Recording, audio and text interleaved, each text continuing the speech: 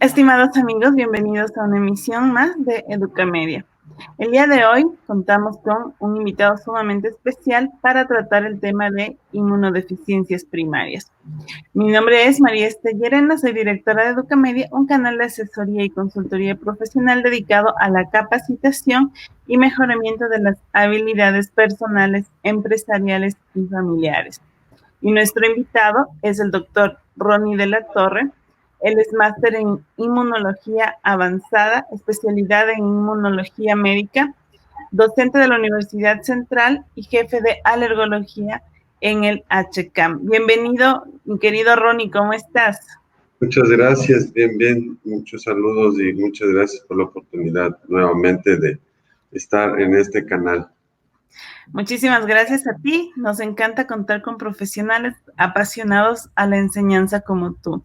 Y cuéntanos, dentro de lo que es las inmunodeficiencias primarias, ¿qué es lo que vamos a ver hoy? ¿Qué es este tema que se ha escuchado, pero muchas personas desconocemos?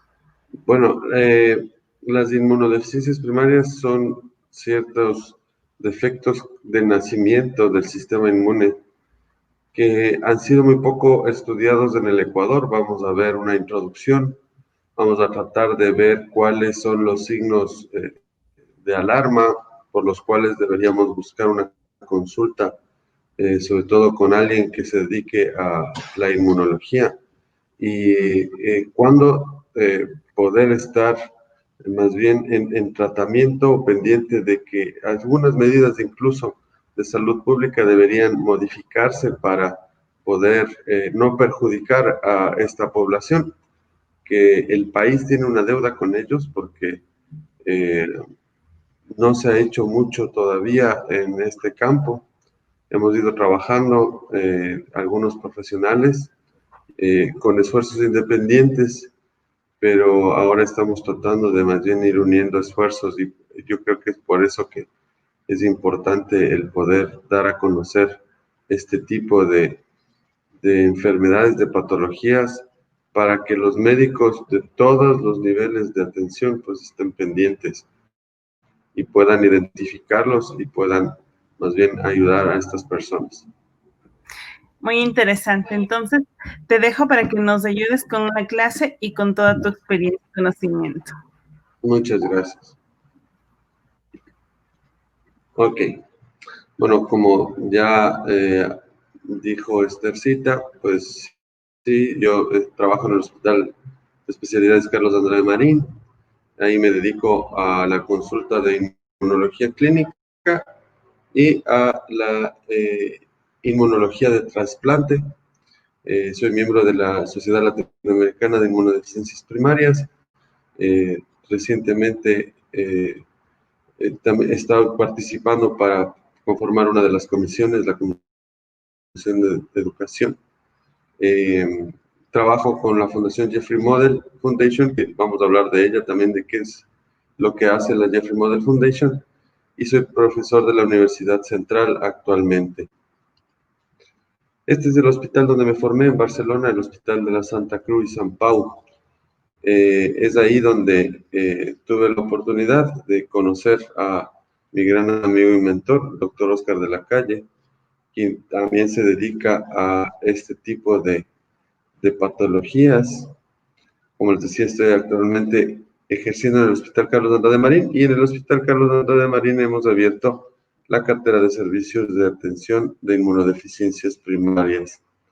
Entonces, ¿qué son las inmunodeficiencias primarias? Como había mencionado anteriormente, son defectos genéticos que pueden ser heredados y que realmente van a disminuir la capacidad del cuerpo de enfrentarse a microorganismos, por lo cual hay una mayor incidencia de infecciones, más de lo normal, sobre todo en niños y adultos jóvenes, y también pueden predisponer a ciertos tipos de cánceres, a ciertos tipos de enfermedades autoinmunes y a enfermedades alérgicas. El hombre que está en el fondo de esta fotografía es Ogden Bruton, es el primero en haber descubierto una inmunodeficiencia primaria ligada el cromosoma X, se llama agamaglobulinemia de Bruton o agamaglobulinemia ligada al X. Y estos pacientes tienen disminuida la capacidad de poder generar anticuerpos. Entonces, que son parte de la memoria inmunológica y que van a hacer que, por ejemplo, cuando nosotros tenemos una gripe, por lo general no nos volvemos a enfermar de la misma gripe 2 veces porque tenemos una memoria inmunológica que nos permite reconocer en la siguiente exposición al mismo germen y reaccionar inmediatamente en contra de él. Cuando no tenemos esta capacidad de desarrollar memoria inmunológica, lo que pasa es que incluso habiendo tenido una exposición previa, vamos a reaccionar a ese microorganismo como que lo hubiésemos adquirido por primera vez con una mayor probabilidad de complicaciones y de enfermedad más grave, ¿no? Entonces, las inmunodeficiencias primarias son un grupo de más de 400 trastornos, ¿ya? Que son, de hecho, hereditarios, por lo general van a comprometer mucho la calidad de vida del paciente, ¿ya? Y también tienen mayor riesgo de desencadenar, sobre todo en enfermedades inmunológicas y cánceres de la sangre, ¿ya? El promedio a nivel mundial es que el retraso del diagnóstico es de aproximadamente 6.5 años.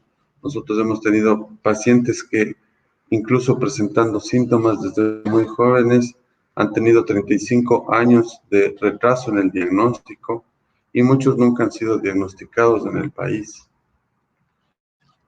La idea es que podamos darle tratamiento a estas personas y puedan disminuir los riesgos hasta que tengan una calidad de vida parecida a las personas que tienen su sistema inmune indemne o que no está dañado, como estas personas.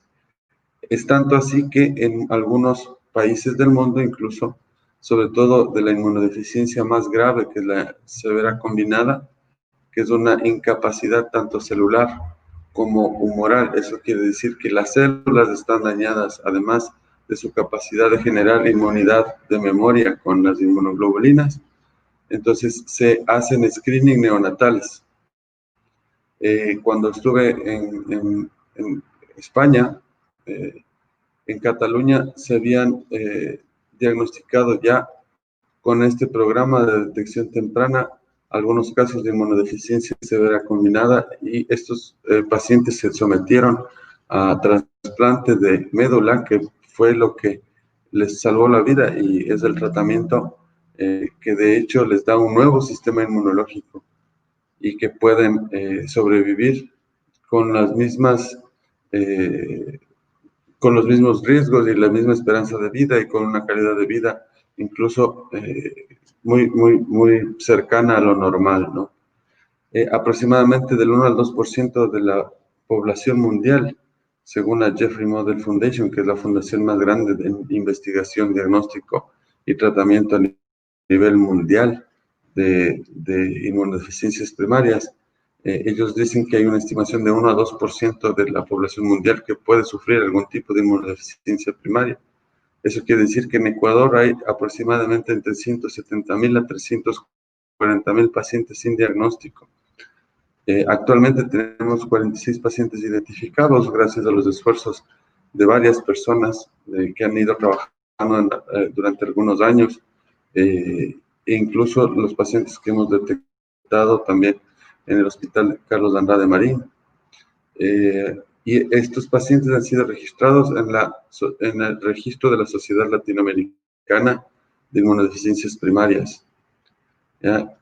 La mayoría de estos pacientes pueden morir sin diagnóstico y esa es una deuda que el país tiene con estos pacientes, ya que nuestra Constitución garantiza que estas enfermedades, sobre todo que son debilitantes, que son genéticas, que son raras, son prioritarias para la atención y que requieren el tratamiento y el Estado se hará cargo del mismo, ¿no? Entonces, hasta antes de, bueno, estas son diapositivas algo antiguas, pero hasta antes de que empecemos el registro no teníamos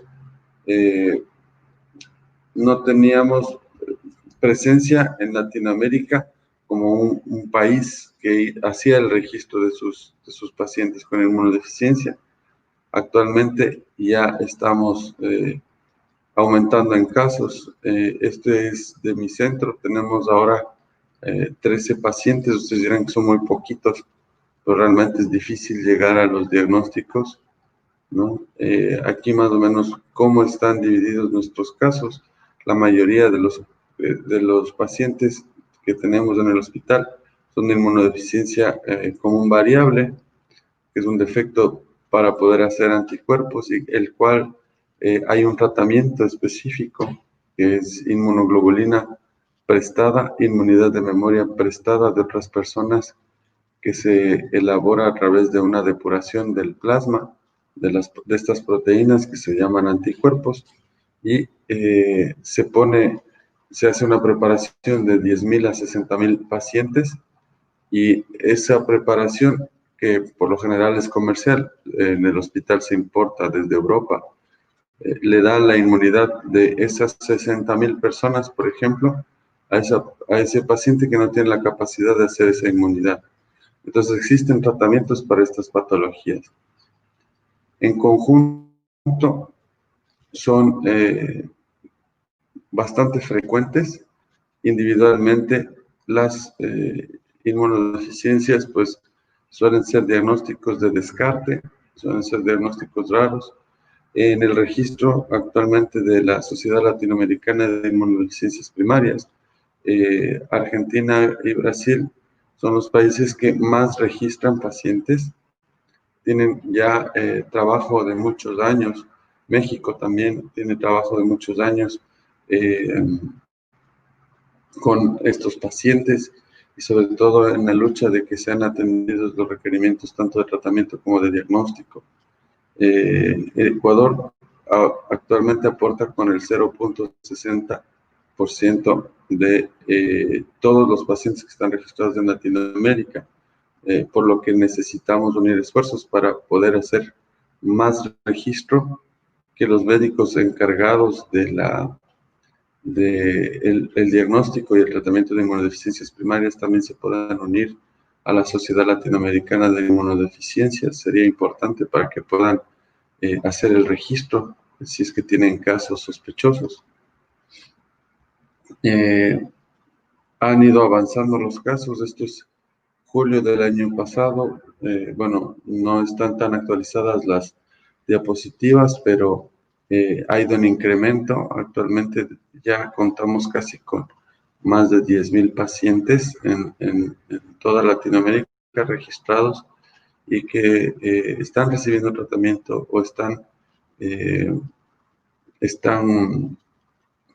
ya en proceso de su trasplante, o de las medidas que realmente se les da. En Ecuador hay 2 centros que están certificados dentro de la CID para el registro de pacientes. El uno es del Hospital Carlos Andrade Marín y la Universidad San Francisco de Quito.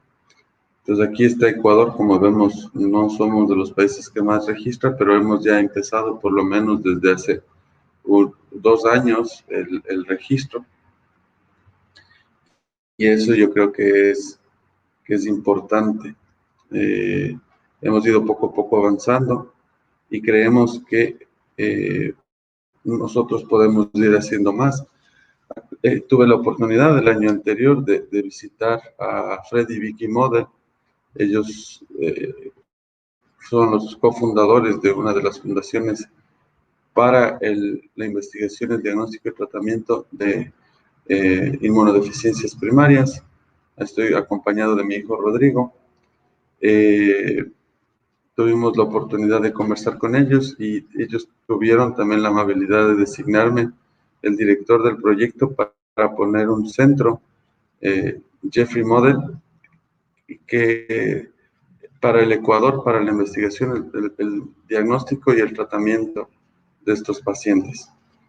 Es súper importante esta designación para mí y obviamente para el país, ya que si es que esto se llega a dar, nosotros tendríamos la oportunidad de pertenecer a una red global que se encarga también de hacer investigación, diagnóstico y tratamiento. Esto implica de que aquel paciente que tengamos en el país diagnosticado de quizás alguna enfermedad grave que no podamos tratar, pues dentro de la red Jeffrey Model podríamos tratarlo incluso en el extranjero con los costos cubiertos por la fundación. Entonces, ¿qué es la Jeffrey Model Foundation? Hay una película documental que se llama Do Something de esta fundación, Jeffrey Model, que habla acerca de su historia. Jeffrey Model era el hijo de Vicky y Fred, y él falleció a la edad de 15 años por inmunodeficiencia primaria. Les recomiendo mucho el documental para que vean cuál ha sido el trabajo de ellos y cuál es el trabajo de ellos a nivel mundial. Se llama Do Something, porque fue una de las frases que él les dijo cuando estaba hospitalizado: papás, hagan algo, ustedes son inteligentes, ustedes estuvieron en la universidad, deben saber cómo hacer algo para curarme. Lamentablemente no pudieron hacerlo, pero después del fallecimiento de su hijo Jeffrey, pues dedicaron todos sus esfuerzos a conseguir recursos y a hacer investigación, primero en Estados Unidos y ahora a nivel mundial. Les recomiendo mucho que vean este documental. Entonces, Jeffrey Model tiene 125 centros de diagnóstico e investigación en todo el mundo. Somos más de 821 médicos expertos en este tipo de patologías y hay 376 hospitales universitarios. Están en 294 ciudades en todo el mundo, en 86 países, en los 6 continentes. Entonces, Ecuador tiene la oportunidad de pertenecer a esta red. Estamos buscando también los recursos para poder hacer la implementación de este centro de diagnóstico.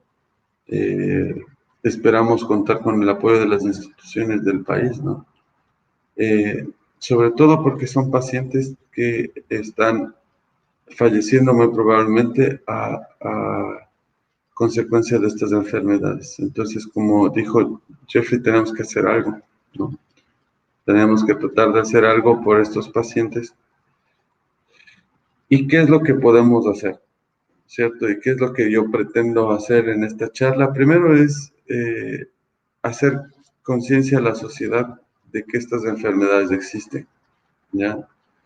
Hay 10 señales de peligro, ¿cierto? Que sobre todo en los niños es súper importante que las conozcamos, como por ejemplo 4 o más infecciones del oído, 2 o más neumonías al año, cuando hay la necesidad de tomar muchos tratamientos antibióticos o ha habido la necesidad de hospitalizaciones y antibióticos intravenosos, cuando el niño no crece muy bien, cuando tiene abscesos tanto en la piel o abscesos profundos, infecciones raras o poco frecuentes, ¿no es cierto? También infecciones a repetición o la historia de inmunodeficiencias primarias en la familia. Estas pueden ser señales de alerta que nos puedan más bien direccionar a que algo no está bien. Yo voy a dejar ciertos links para las personas que quieran profundizar en el tema, sobre todo con estos materiales educativos. Creo que sería importante, sobre todo para aquellos médicos de atención primaria y aquellos médicos que vean niños como pediatras, para que tengan a mano esta información y puedan ver cuáles son las señales de peligro y puedan diagnosticar estos pacientes y obviamente irnos refiriendo para nosotros encargarnos de darles, hacer el diagnóstico y ver las formas de darles tratamiento, ¿no? Entonces, el enfoque de esta charla sobre todo es para hacer educación a los médicos y a los pacientes, porque es uno de los pilares fundamentales para ir tomando conciencia de estas enfermedades. Estamos haciendo investigación y redes de colaboración. Desde que fui designado por la Fundación Jeffrey Model como el director del proyecto, se han puesto a las órdenes muchos de los centros que pertenecen a esta red, desde Argentina con Liliana Besrodny, que es actualmente presidenta de la Sociedad Latinoamericana de Inmunodeficiencias Primarias. En Buenos Aires, Argentina, tienen el Centro de Inmunología Clínica. Desde Sao Paulo, donde está el doctor Condino Neto, el doctor Franco de la Universidad de Antioquia, incluso se han comunicado de otros países con nosotros y estamos colaborando también, por ejemplo, con el Hospital de San Pau, que colabora también con nosotros. Hay algunos grupos en Ecuador que están ya trabajando con inmunodeficiencias primarias, como en la Universidad de San Francisco, en el Hospital José Carrasco Ortega de Cuenca. En Guayaquil también tenemos al doctor Cedeño, que es parte de un grupo que estamos tratando de formar de la Sociedad Ecuatoriana de Inmunodeficiencias Primarias, ¿no? El diagnóstico es súper importante, sobre todo el conocer por lo menos cuándo sospechar, y es súper importante tener un centro de referencia. Entonces, eso sería este proyecto que estamos tratando de plantearlo a la sociedad, y ver si podemos a través de esta conferencia también ir consiguiendo apoyos para poder hacer que este proyecto se dé, ¿no? Y sobre todo también necesitamos hacer un trabajo social y una base de datos nacional sobre este tipo de diagnósticos, para poder geolocalizar a los pacientes, para poderles hacer seguimiento, para poder hacer seguimiento de incluso sus familiares, e ir diagnosticando poco a poco este tipo de enfermedades. Como digo, muchas veces estos pacientes sí tienen tratamiento, la mayoría de las veces, y pueden llegar a tener una calidad de vida cercana a lo normal. Aquí, por ejemplo, tenemos la información sobre la página web de la Jeffrey Model Foundation. Aquí están también registrados quienes están para poder ofrecer estos servicios a los pacientes. Ustedes pueden ingresar a info4pi.org, y ahí van a encontrar materiales educativos sobre este tipo de enfermedades, y también pueden encontrar a nivel mundial expertos sobre este tema que estamos trabajando para tratar de hacer lo más pronto posible el diagnóstico y poder hacer el tratamiento oportuno de estos pacientes, ¿no?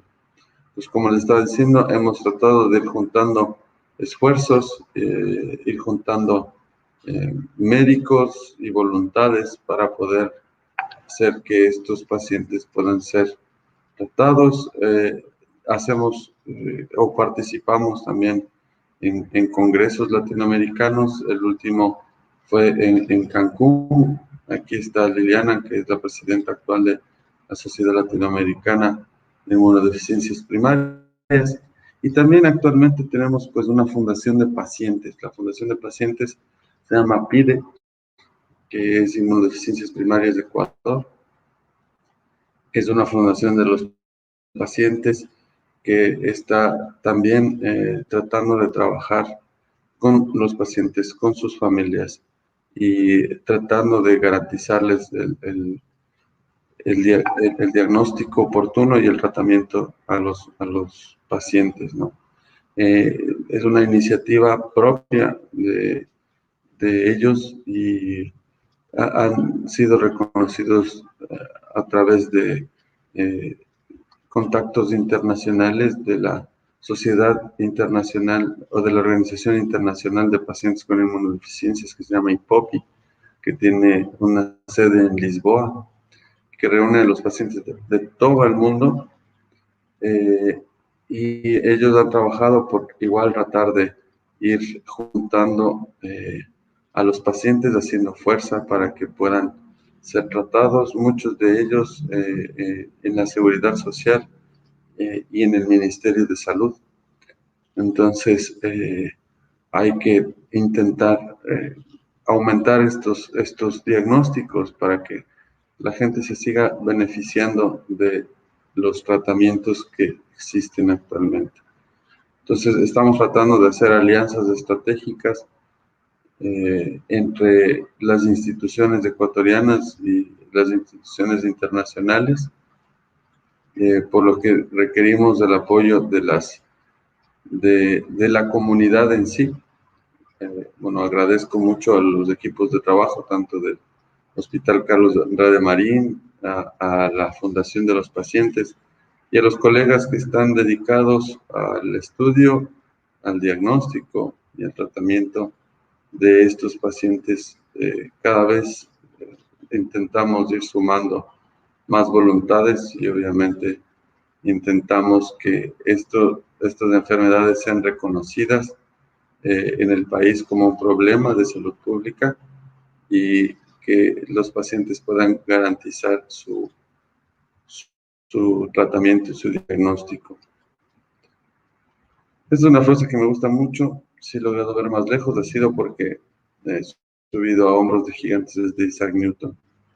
Ha habido un gran trabajo de investigación previo sobre este tipo de enfermedades, ¿no? Y cada vez vemos que son más frecuentes, cada vez vemos que los defectos son más complejos, pero también cada vez vemos que hay más oportunidades para estos pacientes. Actualmente, por ejemplo, se ha descubierto que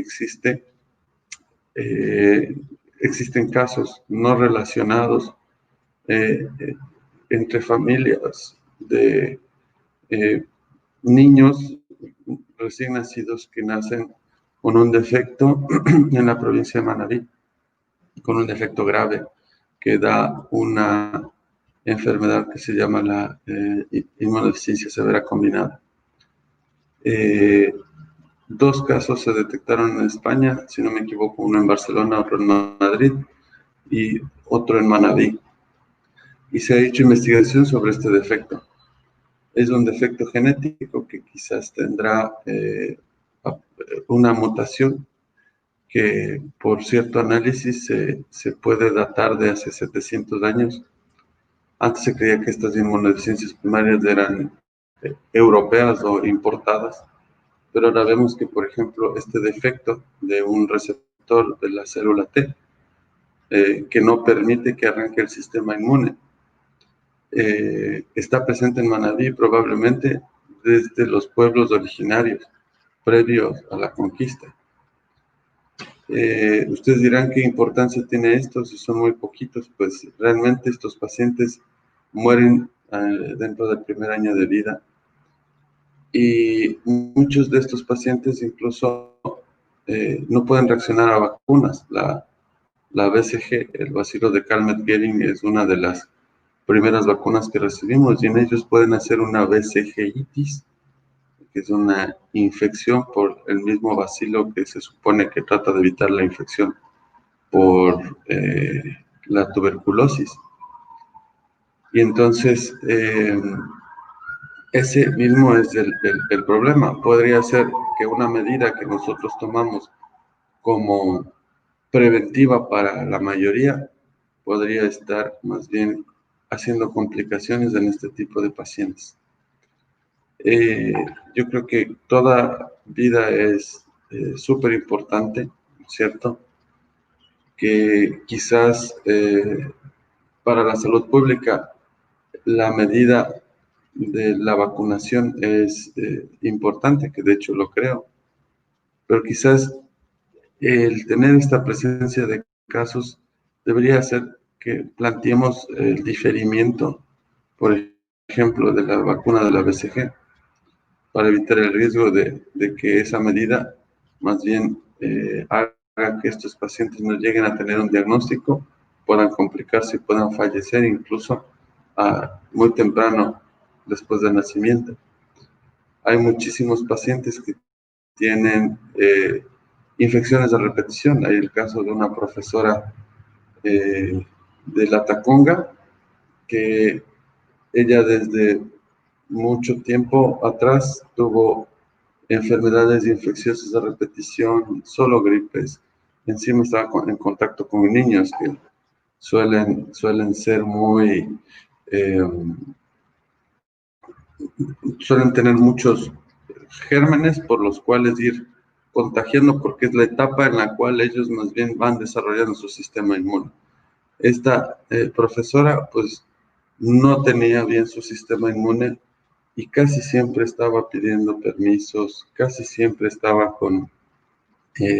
durante muchos años con reposos médicos, estuvo muchas veces hospitalizada, tuvo neumonías, de hecho llegó a tener su pulmón muy afectado y gracias a una de las charlas de las conferencias que di en el hospital, un amigo mío, neumólogo, que me gusta mucho trabajar con él porque tiene mucha visión científica de esto, de las inmunodeficiencias primarias también, pues tuvo la amabilidad de referirme a la paciente y le pudimos hacer el diagnóstico. Empezamos el tratamiento y recuerdo que ella me dijo: doctor, no tiene idea cómo me ha cambiado la vida el tratamiento. Ya no se enferma tan frecuentemente, estamos constantemente en contacto porque por lo menos una vez al mes se le da la infusión del tratamiento, una infusión intravenosa. Y eso realmente le ha cambiado la vida, ¿no? Ha sido algo complicado en esta época, ya que el riesgo de infección también es grande, pero de todas formas hemos tratado de continuar con el tratamiento que le estamos administrando. Tenemos pacientes que, por ejemplo, tienen la enfermedad con la que se descubrió la inmunodeficiencia, que se llama la inmunodeficiencia de Bruton o ligada al X. Por lo general le da a los niños varones. Y estos pacientes se han beneficiado de un tratamiento que es el mismo que se da intravenoso, pero se lo da subcutáneo. Ellos se ponen una vez a la semana su tratamiento a través de inyecciones cerca del ombligo, por ejemplo, o se pueden poner donde haya tejido adiposo en sí, por el brazo, por ejemplo. Y depende de cómo se acomoden. Ellos son independientes totalmente, lo ponen en la casa.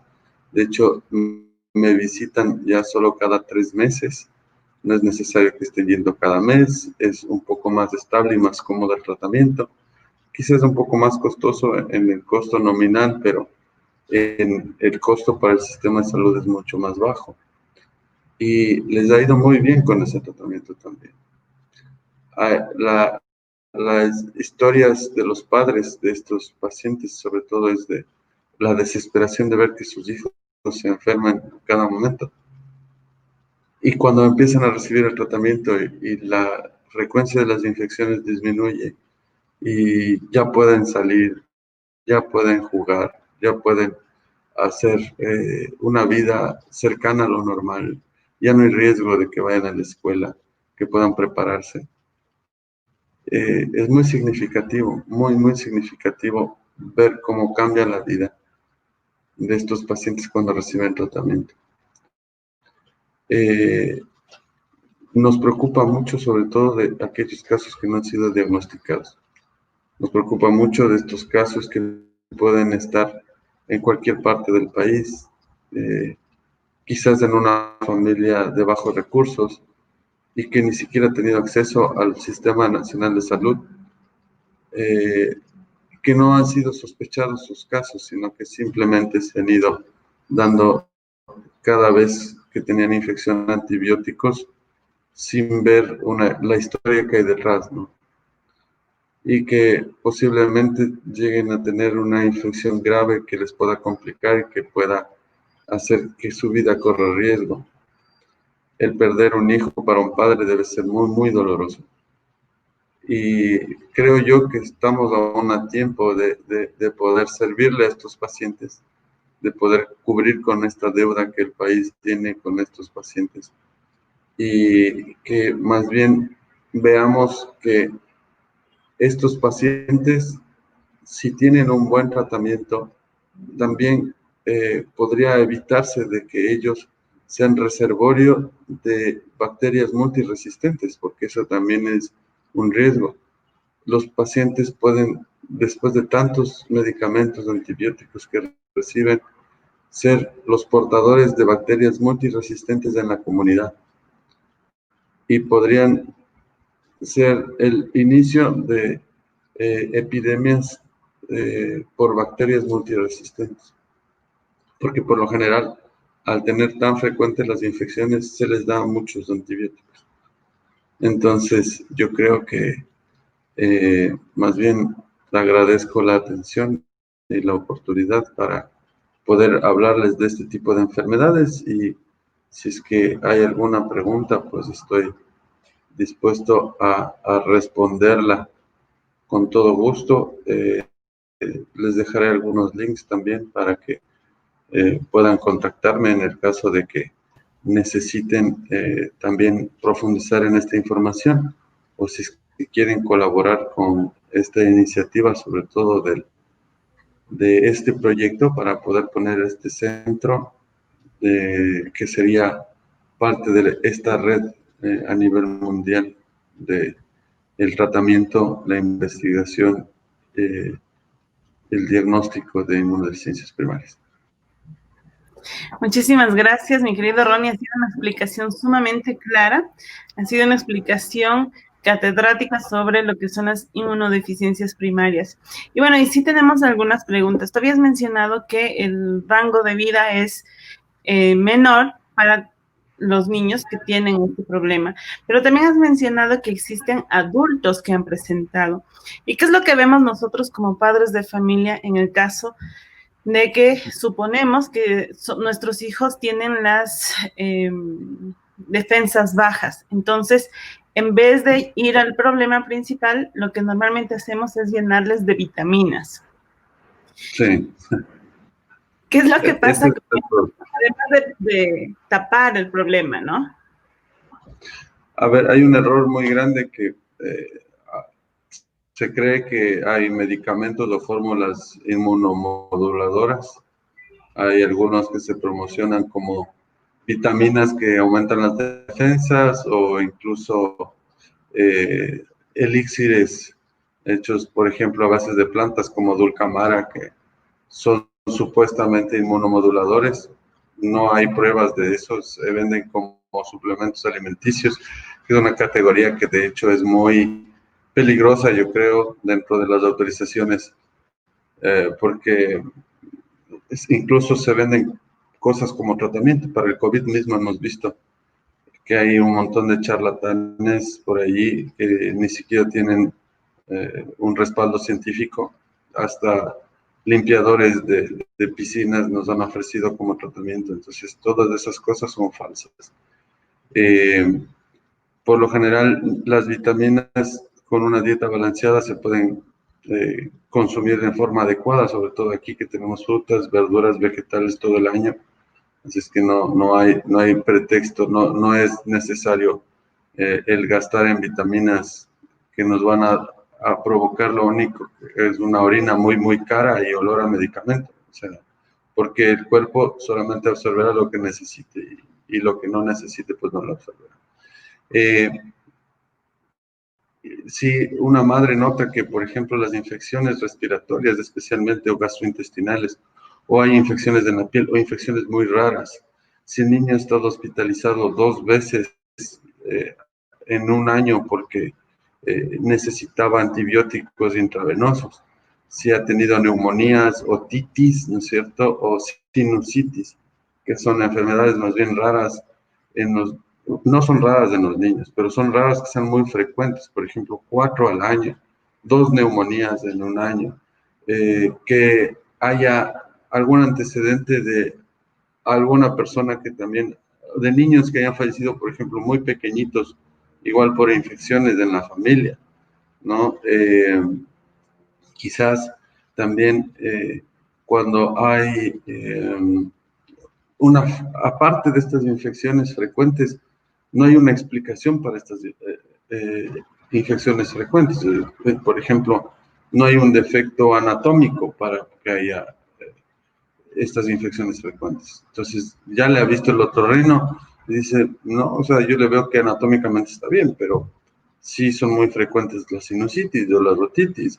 Entonces, puede ser que sea el sistema inmunológico. Como digo, son enfermedades de descarte, pero se tiene que tener la sospecha. Entonces, cuando estoy recibiendo muchos tratamientos antibióticos, o mi hijo está recibiendo muchos tratamientos antibióticos, o yo como médico veo que a cada rato está viniendo este niño solo con infecciones, entonces podría yo más bien tener esa sospecha y debería hacer exámenes que son muy básicos y ver si es que hay alteraciones, como por ejemplo niveles de inmunoglobulinas y una biometría hemática. Con eso ya podría yo ver si es que hay algún tipo de alteración y poder referir ya con esos resultados a un inmunólogo o a alguien que se dedique al tratamiento de las inmunodeficiencias primarias. Entonces, esto yo creo que es importante conocerlo. Algo que es muy importante también es que las únicas formas y de paso yo creo que es importante saber ahorita con esto de la pandemia, ¿qué se hace para mejorar el sistema inmune? Pues hacer ejercicio, dormir bien y todos los días, de preferencia. Hacer ejercicio, dormir bien, comer saludablemente. Eso nos da un buen sistema inmune. Hacer ejercicio no extenuante, no más de 1 hora al día, por ejemplo. El ejercicio extenuante, el coronavirus nos hizo ver que aquellos pacientes más bien aquellos deportistas de alto rendimiento, sus vías respiratorias más bien podrían estar más bien disminuidas, la inmunidad de sus vías respiratorias, ¿ya? Tiene mayor acceso a flujo aéreo.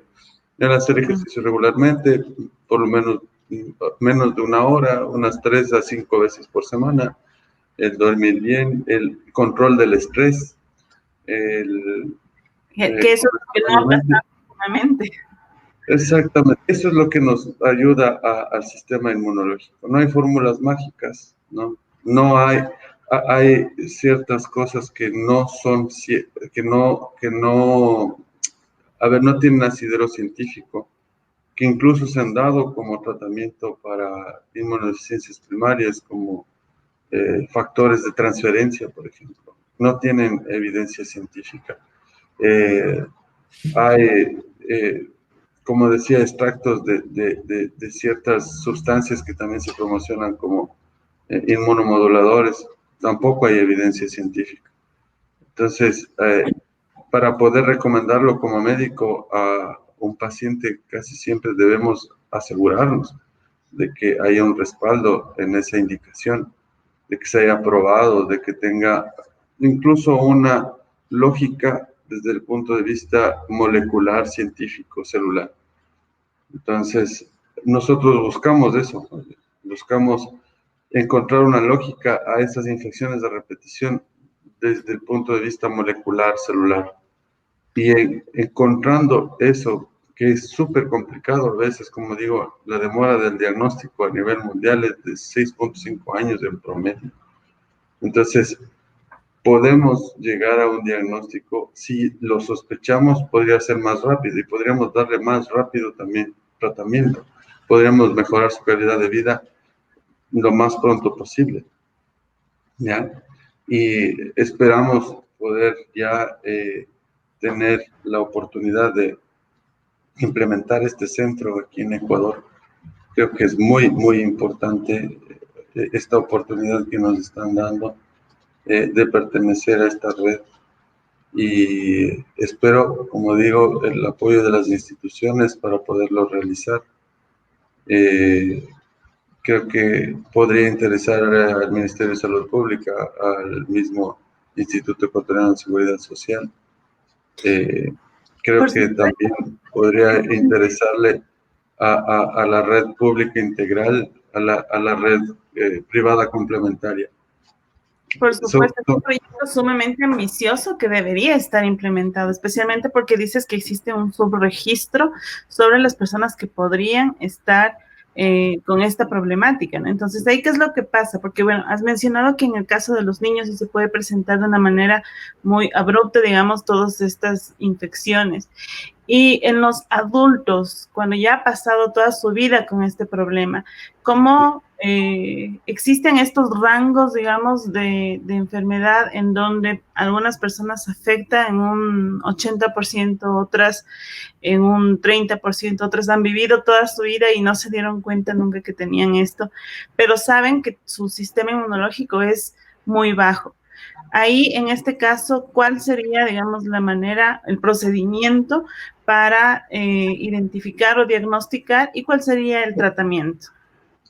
Como les decía, hay 10 señales de alarma, ¿no? Que Ujú. ese documento igual se los voy a dejar para que lo puedan adjuntar en el link y que puedan acceder a mayor información. Estas 10 señales de alarma son las que les decía: infecciones de repetición, que el niño esté muy bajito de peso, en los adultos igual, que las infecciones sean a repetición, que tengan infecciones que sean atípicas, raras, ¿no? Que hayan infecciones, por ejemplo, abscesos profundos, hepáticos o abscesos en la piel, que haya manifestaciones sobre todo de enfermedad autoinmune muy temprana en la edad. Es una señal también de alarma. Muchas de estas enfermedades empiezan más bien con enfermedades oncológicas de la sangre, ¿ya? Entonces pueden iniciar con eso, o a la larga incluso estos pacientes pueden ir desarrollando, hay mayor riesgo de desarrollar cánceres de la sangre, ¿ya? Enfermedades donde el cuerpo también se ataque a sí mismo, eso también se ha visto. Cuando hay enfermedades autoinmunes desde muy temprana edad, por ejemplo, eh, o casos inexplicables donde no haya relación familiar o genética incluso de este tipo de enfermedades, aparte de las infecciones a repetición, ¿no? Entonces, eso nos puede hacer sospechar. ¿Qué se hace? ¿Hay tratamiento? Pues para la mayoría de los casos sí, para la mayoría de los casos hay tratamiento. Eh, son tratamientos que de hecho sí son de alto costo, pero yo creo que incluso si es que detectamos mayor cantidad de casos, pues al haber mayor demanda, estos tratamientos podrían bajar de los costos.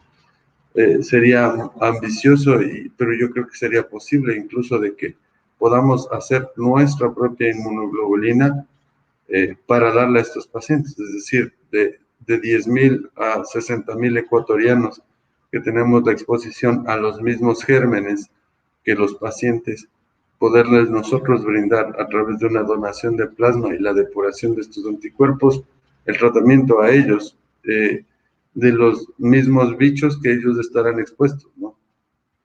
Entonces, eso sería fantástico.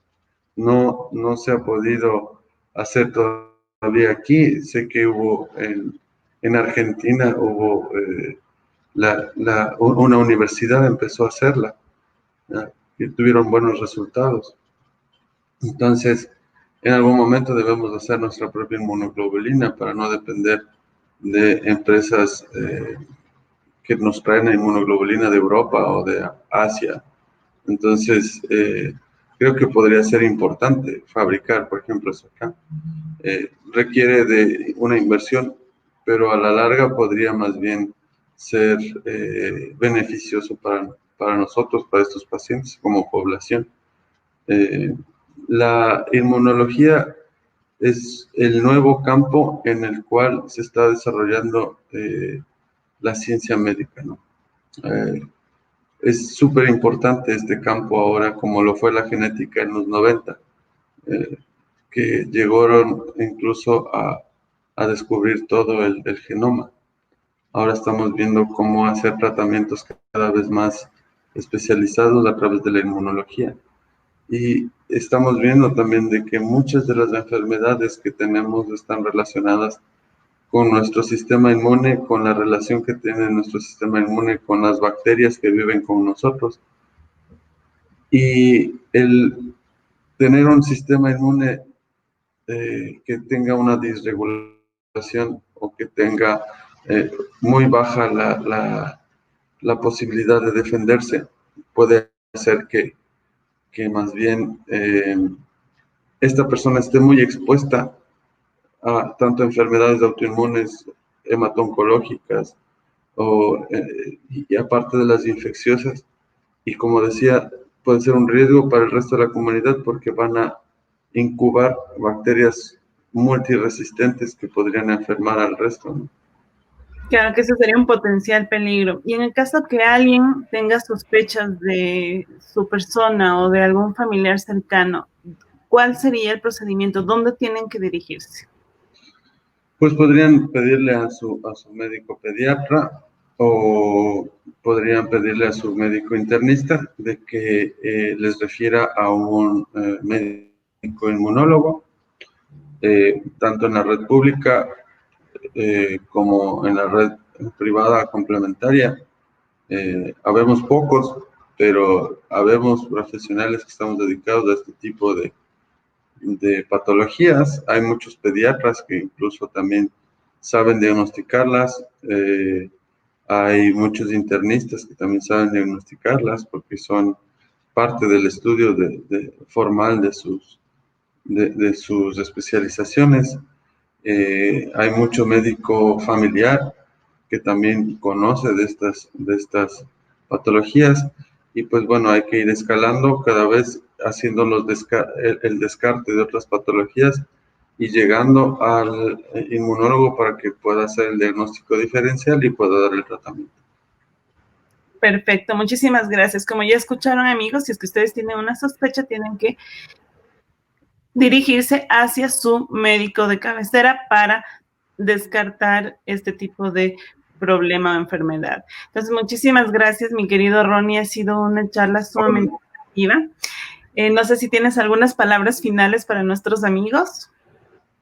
Sí, en especial para los pacientes que tienen inmunodeficiencia primaria, pues estamos trabajando por ustedes, le estamos tratando de hacer los mejores esfuerzos para que podamos tener la mejor tecnología a disposición, que podamos darles los mejores tratamientos del mundo, que podamos hacer los diagnósticos más precisos y que estamos para servirles. Hay mucha gente que está involucrada en esto a nivel mundial y que estamos trabajando por ellos, ¿no? Y aquellos que no han sido diagnosticados o que todavía no saben que tienen inmunodeficiencias primarias, pues también estamos trabajando por ustedes. Esperamos que pronto podamos ayudarles a solucionar, a mejorar su calidad de vida.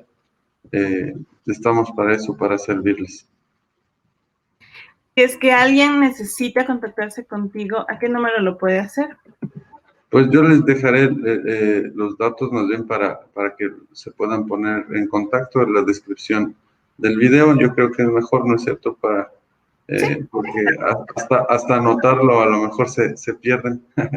Entonces mejor ahora te paso los datos y les podemos poner en la descripción del video y cualquier cosa estoy a las órdenes. Muchísimas gracias, Ronnie, como siempre. Y gracias a ustedes también, amigos, por estar siempre conectados y siempre pendientes de Educamedia. Recuerden que nosotros amamos aprender, pero también amamos enseñar. Muchísimas gracias y bendiciones para todos ustedes. Gracias también. Hasta luego. Pasen muy bien. Hasta luego.